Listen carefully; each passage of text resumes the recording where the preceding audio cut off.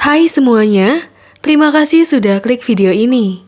Kali ini, aku akan merangkum sebuah film yang berjudul The Diary of Anne Frank, rilisan tahun 2009. Film ini dibuat berdasarkan catatan harian seorang gadis kecil yang akrab disapa dengan Anne Frank.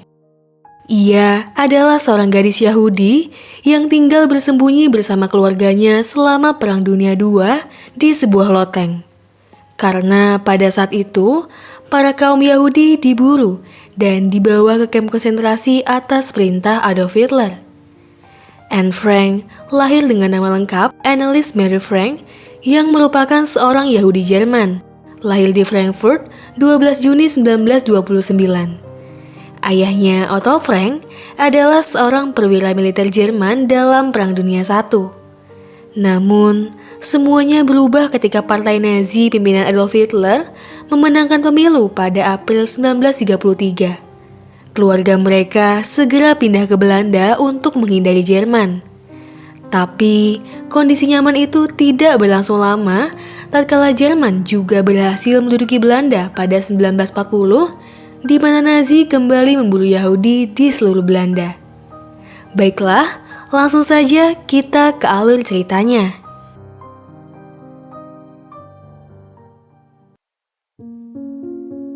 Film dibuka dengan memperlihatkan seorang gadis yang mendapat buku harian sebagai hadiah ulang tahun ke-13-nya. Dia adalah Anne Frank, gadis manis yang sangat bahagia karena memiliki orang tua yang sangat menyayanginya dan seorang kakak perempuan berumur 16 tahun yang bernama Margot. Ia juga memiliki 30 orang yang biasa ia panggil teman. Di rumahnya yang sederhana, Anne Frank dan kakaknya Margot tumbuh dalam situasi tanpa tekanan. Mereka bermain dan bersenda gurau setiap harinya. Namun pada suatu hari, Margot mendapat surat panggilan dari kantor pusat emigrasi Yahudi. Margot diperintahkan untuk melapor dan pindah ke kamp pekerja. Ayahnya tahu sekali kondisi di kamp pekerja, sehingga ia menyuruh istri dan anak-anaknya untuk pergi bersembunyi beberapa waktu. Saat itu, Anne belum diberitahu kemana mereka akan bersembunyi. Yang jelas, mereka harus bergerak cepat sebelum semuanya terlambat. Kakaknya akan dibawa terpisah supaya lebih aman. Anne mengemasi barang secukupnya agar tidak terlihat mencolok. Tak lupa, ia juga membawa buku hariannya yang ia beri nama Kitty. Kucing kesayangan Anne yang bernama Morje terpaksa harus ia tinggalkan agar tak dicurigai. Amsterdam, 6 Juli 1942. Di tengah guyuran hujan, ibu, ayah, dan Anne Frank pun pergi dengan rasa takut dipergoki tentara Jerman. Namun, akhirnya mereka berhasil sampai. Ternyata, ayahnya membawa mereka ke kantornya dan akan bersembunyi di belakang gedung kantor itu. Persembunyian mereka dibantu oleh teman non-Yahudi ayah Frank, yaitu Miep, Kugler, dan Kleiman. Mereka harus secepat mungkin bersembunyi karena akan ada pekerja yang bekerja di lantai 1. Mereka harus tinggal di sana sampai perang berakhir. Ibu Anne terlihat syok setelah sampai di tempat persembunyian mereka.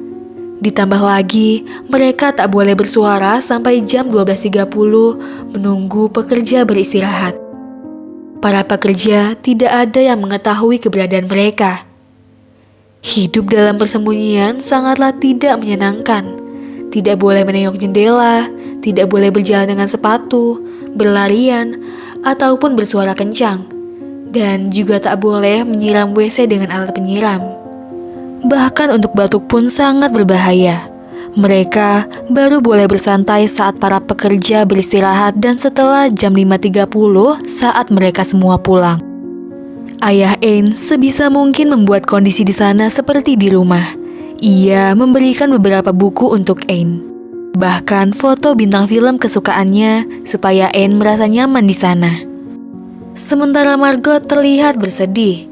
Namun ayahnya menyemangatinya karena setidaknya mereka masih bersatu dibandingkan keluarga lain yang terpisah-pisah dengan keluarganya. Pada hari pertama, mereka menjahit tirai agar tidak terlihat orang luar. Meskipun sebenarnya mereka tak bisa menyebutnya tirai karena hanya terbuat dari kain perca. Candanya, mungkin mereka bisa menjual tirai itu ke galeri seni setelah perang berakhir. Selain itu, tidak seperti warga negara yang hidup normal, jika mereka sakit, tentu saja mereka tidak bisa memanggil dokter. Pada jam istirahat, Mip datang untuk memberikan obat, dan dia jugalah yang akan berbelanja untuk keluarga Frank setiap harinya. Rekan kerja ayah Anne juga menyelundupkan makanan dan pakaian ke keluarga Frank dengan mempertaruhkan nyawa mereka. Untuk membuatnya lebih aman, pintu masuk menuju persembunyian itu ditutup dengan rak buku supaya tidak ada yang curiga bahwa ada bangunan lain di belakang gedung. Sebenarnya kantor itu merupakan sebuah pabrik rempah-rempah. Di waktu mereka yang terasa sangat panjang, mereka membantu mengupas 3 peti buah plum untuk Tuan Kugler dan Tuan Clayman. Merekalah yang akan mengurus kantor ayahnya sampai perang usai. Suatu hari, keluarga Van Dans bergabung dengan mereka, di mana Tuan Van Dans bekerja untuk ayah Anne. Keluarga Frank menyambut kedatangan keluarga Van Dans, yaitu ibunya Petronella, ayah, dan anaknya yang bernama Peter. Ternyata Peter membawa kucing miliknya. Anne pun merasa kecewa karena kesepakatannya yaitu tidak ada hewan peliharaan. Anne pun juga merasa hal itu tak adil karena ia sendiri terpaksa meninggalkan kucingnya. Ibu Peter pun membelanya bahwa kucing itu bisa menangkap tikus di loteng itu. Anne pun segera mengajak Peter berkeliling dan memberitahu peraturan di tempat persembunyian mereka. Anne juga mengajaknya ke tempat favoritnya, yaitu di atap, di mana mereka diperbolehkan membuka jendela untuk menghirup udara segar dan melihat gedung Westerkirk dari sana, di mana suara loncengnya mengingatkan Anne akan suasana di luar. Namun Peter meninggalkannya begitu saja. Mungkin saja Peter orang yang pemalu. Saat makan bersama, Ibu Peter menceritakan bahwa suasana di luar semakin mencekam, di mana kemarin Nazi baru saja menangkap 700 Yahudi. Teman-teman mereka juga menghilang secara tiba-tiba. Di saat akhir pekan, mereka baru bisa mengelilingi seluruh gedung, dan Anne bisa mencuci seluruh pakaian mereka. Anne memiliki masalah dengan ibunya. Selain itu, ia harus menghadapi keributan ayah dan ibu Peter. Hidup di tengah peperangan sangat menakutkan, di mana malam itu artileri terdengar jelas dan mengguncang gedung itu. Anne yang ketakutan pergi ke kamar orang tuanya. Waktu terus bergulir. Tak terasa mereka sudah bersembunyi berbulan lamanya di gedung itu tanpa sedikit pun menunjukkan batang hidung pada dunia luar. Suatu hari ayah Anne bertanya, apakah mereka semua keberatan jika ada seorang lagi yang bergabung dengan mereka, yaitu Tuan Albert Dassel, seorang dokter gigi Yahudi yang sangat terpandang. Namun, semuanya tergantung keputusan mereka.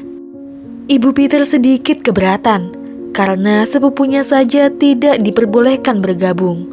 Namun, alasannya karena Tuan Dassel adalah lelaki bujang, dan lagi pula masih ada satu ruangan lagi.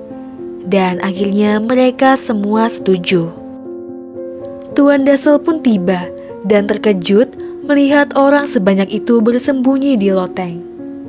Mereka pun berkenalan dan berbincang-bincang. Anne yang penasaran bertanya kondisi di luar.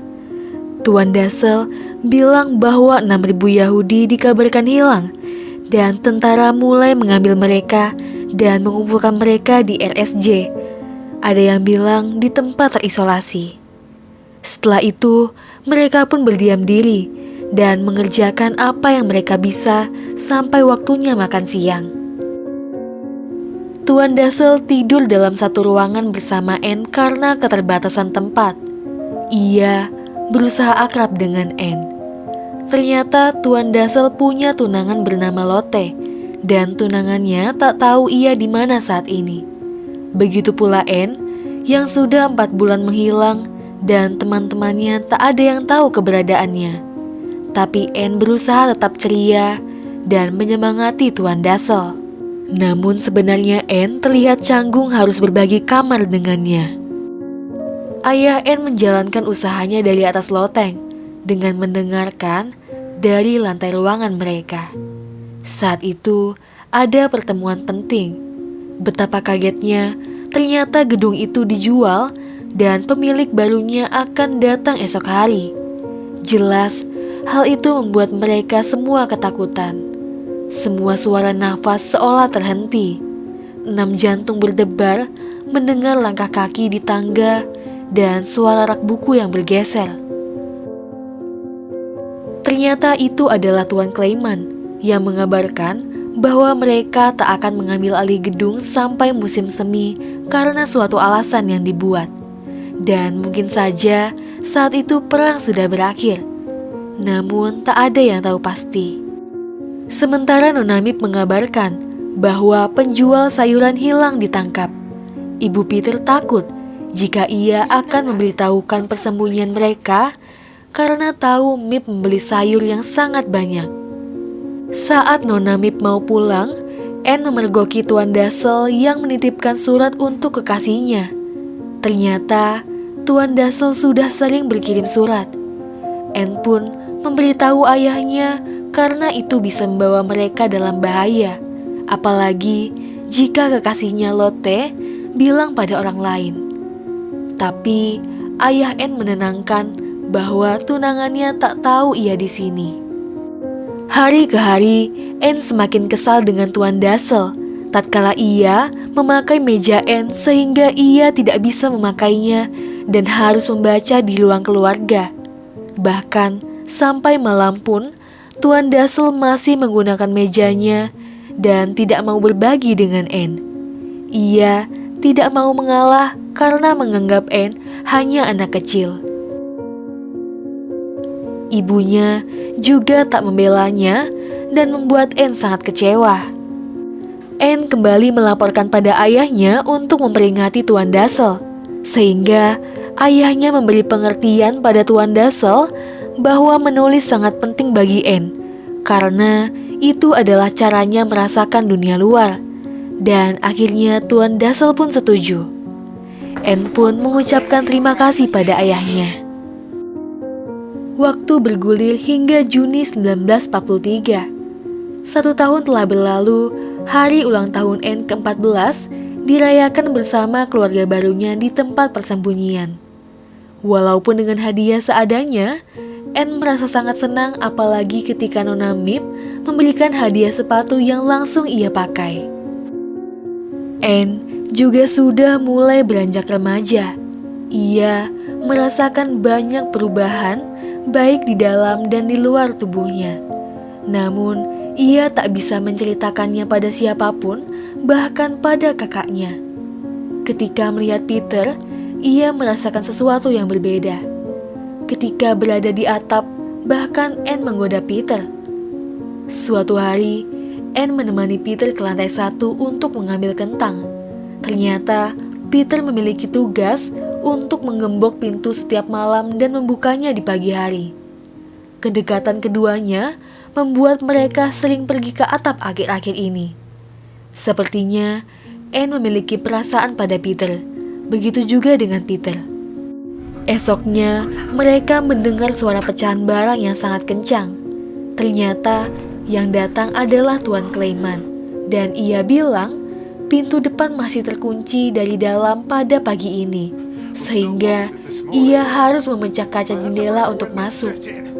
Karena itu adalah tugas Peter, ayahnya pun memarahinya karena pengawas akan mengira ada perampok dan bisa saja mereka memanggil polisi. Peter merasa bersalah dan pergi ke atap. Anne menyusul dan berusaha menghiburnya. Ibu Peter pun menyadari Anne dan Peter sering pergi ke atap dan ia memakluminya. Namun tidak dengan Ibu Anne. Mengetahui hal itu, Ibu Anne pun memberikan nasihat pada Anne untuk berhati-hati. Kepribadian keduanya yang berbeda bisa saja membuat Anne bosan dan akan melukai Peter, begitu juga sebaliknya. Ayahnya juga setuju dengan pendapat ibunya. Karena hal itu, Anne mencurahkan segala perasaannya pada secari kertas dan membuat ayahnya sangat sedih membacanya. Anne berkata bahwa ia tak butuh ayah dan ibunya lagi setelah perang berakhir. Ia ingin hidup bebas tanpa ada yang melarang karena ia merasa diperlakukan seperti anak kecil. Waktu terus bergulir hingga Mei 1944, 2 tahun sejak persembunyian mereka. Saat itu, mereka mendengar suara ribut di bawah dan mengira Jerman akan menangkap mereka. Ayah Anne dan Peter segera mengeceknya keluar, sementara yang lain menahan napas ketakutan. Dan ternyata itu adalah perampok, sehingga mereka harus diam menunggu perampok itu pergi. Namun, setiap kali mereka pikir perampok telah pergi, selalu ada suara lain. Pagi harinya, Tuan Clayman berkata bahwa perampok itu tak menemukan sesuatu yang berharga, sehingga mereka memaksa masuk ke ruang kantor dan mengambil berangkas, mesin tik, dan semua kupon gula. 2 tahun hidup bersembunyi membuat mereka semua merasa frustasi. Sejak saat itu, keamanan ditingkatkan. Mereka harus menutup semua jendela, walaupun udara di dalam terasa panas. Ketika mereka semua sedang mendengarkan radio, mereka mendengar bahwa sekutu telah melancarkan serangan pada bagian barat laut dari pertahanan Hitler. Secerca harapan timbul karena mereka berpikir mereka sudah selamat. Namun sekian lama menanti, sekutu tidak juga datang. Sampai suatu hari ketika Anne sedang menulis buku hariannya, hari naas itu pun tiba. 2 orang polisi rahasia Jerman mengetahui tempat persembunyian mereka. Tuan Clayman meminta maaf karena tak sempat mengingatkannya. Polisi itu mendapat petunjuk dari penelpon Belanda anonim yang memberitahu lokasi persembunyian mereka. Namun, hingga saat ini tak ada yang tahu pasti siapa orang tersebut. Mereka semua disergap, begitu juga dengan Anne. Tentara Jerman tak menyangka bahwa ada 8 orang Yahudi yang bersembunyi selama 2 tahun di atas sana. Mereka pun diminta untuk segera berkemas. Anne yang sangat takut terlihat gemetaran saat memakai sepatu. Namun Tuan Dassel membantunya. Sebelum dibawa, mereka pun berpelukan satu sama lain dan dibawa turun ke bawah meninggalkan gedung itu. Dan film pun selesai. Pada akhir film, diperlihatkan tanggal dan tempat kematian mereka semua. Peter mati di Mauthausen Camp 1945. Ibunya mati saat transit ke Theresienstadt Camp April 1945. Sedangkan ayahnya mati di Auschwitz Camp November 1944. Dan Tuan Albert Dassel mati di Neugemm Camp Desember 1944. Sedangkan keluarga Frank, ibunya mati di Auschwitz-Birkenau Camp Januari 1945. Dan ayahnya Otto Frank berhasil hidup dari Camp Auschwitz dan mati pada Agustus 1980. Margot mati di Bergen-Belsen Camp Maret 1945.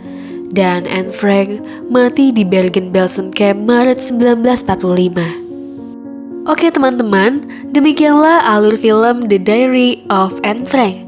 Dalam film ini tidak dijelaskan bagaimana kematian dari keluarga Frank. Namun saya akan menjelaskannya berdasarkan sumber lain. Setelah peristiwa itu, pada 3 September 1944, mereka semua dibawa ke kamp konsentrasi Auschwitz. Di sana, tahanan yang mampu bekerja dibawa masuk ke dalam kamp. Sedangkan yang tidak mampu langsung dimasukkan ke kamar gas untuk dibunuh. Anne Frank selamat dari pembunuhan itu.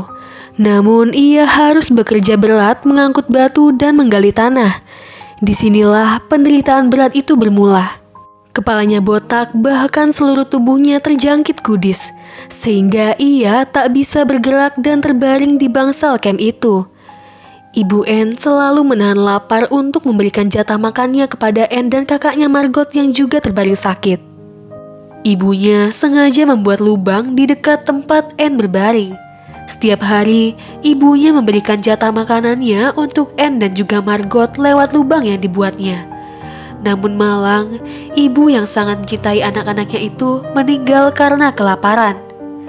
Tak lama setelah itu, Margot kakak Anne juga meninggal setelah jatuh tersungkur karena tubuhnya yang sangat lemas. Anne Frank berjuang hidup sendiri dan akhirnya juga meninggal dunia pada Maret 1945 karena terserang tipes dan kudis yang semakin membusuk di sekujur tubuhnya. Dari seluruh keluarga Frank, hanya ayahnya saja yang selamat. Setelah bebas, Otto Frank kembali ke kediamannya dan ia diberikan catatan harian milik Anne oleh Mip. Membaca catatan harian itu, Otto Frank sangat terharu. Ia ingin mewujudkan cita-cita Anne sebagai penulis. Catatan harian itu kemudian diterbitkan pada tahun 1947 dalam bentuk buku berjudul The Diary of a Young Girl. Tanpa disangka, buku harian itu menggemparkan dunia. Bahkan buku itu diterbitkan dalam berbagai bahasa di dunia. Dan dari buku inilah kita bisa mengetahui betapa kejamnya Nazi terhadap Yahudi tanpa memandang usia. Dan juga dunia bisa melihat kekejaman Jerman dari kacamata seorang gadis kecil, di mana ia mencurahkan rasa takut, harapan, dan pengalamannya. Cukup sekian video kali ini. Mohon maaf yang setulus-tulusnya atas segala kesalahan dan kekurangan. Terima kasih bagi yang sudah menonton video ini sampai habis. Thanks for watching.